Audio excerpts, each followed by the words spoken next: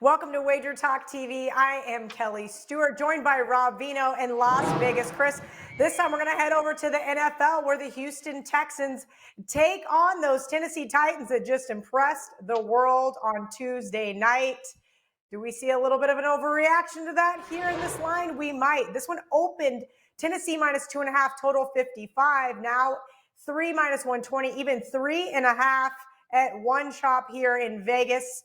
Total anywhere from 52 to 53. Chris, I'm going to start with you here first. Your thoughts on maybe this little overreaction from Tuesday night? You know what? I have a really good NFL metric system that's produced really good results. So that's my leading indicator of where I'm going to go. I have not been a Tennessee fan the entire season. I think that they've been overrated. They definitely showed up last night. AJ Brown getting back into the lineup really helped them. When I looked at the line, I immediately bet it because I thought it was low. So I actually have the opposite opinion. Not even being a Tennessee fan, uh, they still have so much more than Houston has. I consider Houston before their last game a bottom five team. They obviously got rid of the coach and they have a little bit of a better energy. But let's be serious. Houston, kind of got lucky against Jacksonville. It's not like they showed up and they were a brand new team. Jacksonville they missed two easy kicks. They tried to run a wildcat option. They kind of handed Houston that game. Uh, Houston is losing the turnover battle every game, while Tennessee's winning the turnover battle every game. And Tannehill, quietly is one of the best quarterbacks in the league. His last 17 games, he's 13-4. He has 36 touchdowns with 7 interceptions. The team is evolving to a culture of winning. And while many, think they're a top 10 team, I have them, still not in the top 10. So I'm not, drinking Tennessee Kool-Aid. I'm just not sold on Houston. This is an actual client release play that I gave out to clients. And if you bought it, DM me or contact me and I'll give you a different play. So the benefit of watching these videos. But Tennessee can't let up the gas. They have India coming up next. I think that they're going to show up. The over-under, team over-unders for the season was a 1.5, and Tennessee's playing better. I think only having to lay a field goal is a bargain.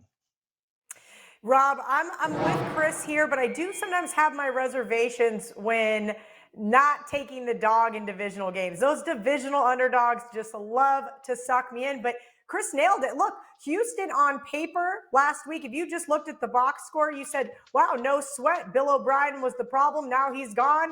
All the ship is righted, where that's probably not the easiest case to make for this team. Your thoughts on the Houston Texans at the Tennessee Titans? Yeah, it's interesting, Kelly, because your first thought would probably be, this is not a short work week. This is an ultra short work week for Tennessee, right? But then you think that they only had 2 practices in 2 weeks before that game last night. So do they need any work at all? I mean, that's kind of crazy to say, but that's just what you're looking at here for conflicting arguments. I would think the short work week comes into play for Tennessee. I would say that last night they were gifted 28 points. I mean, they had touchdown drives that started on the 16 of Buffalo, the 30 of Buffalo, the 12 of Buffalo, and the 18 of Buffalo. So, 3 of those were set up by turnovers. And if you're going to give a team 28 points, they're going to beat you 42-16. There's no doubt about it. Some of that came late. It's a divisional game, as you mentioned, Kelly. They're always the first in order of how much effort you'll get out of each team. So you expect 100% focus here. The points about Houston last week, not really rolling the way the score might indicate, well taken, because I was a guy who had Houston and I sweated that thing the whole way. But I think if you're the Houston Texans, the one thing you worry about offensively is keeping your quarterback upright. They have faced the Pittsburgh pass rush, which I think is either number 1 or 2 in sacks in the league. They faced the Baltimore blitzes. They faced Kansas City's blitzes. Last week, they kept him upright pretty well. And Tennessee has no pass rush to speak of right now, so they may keep him upright here too.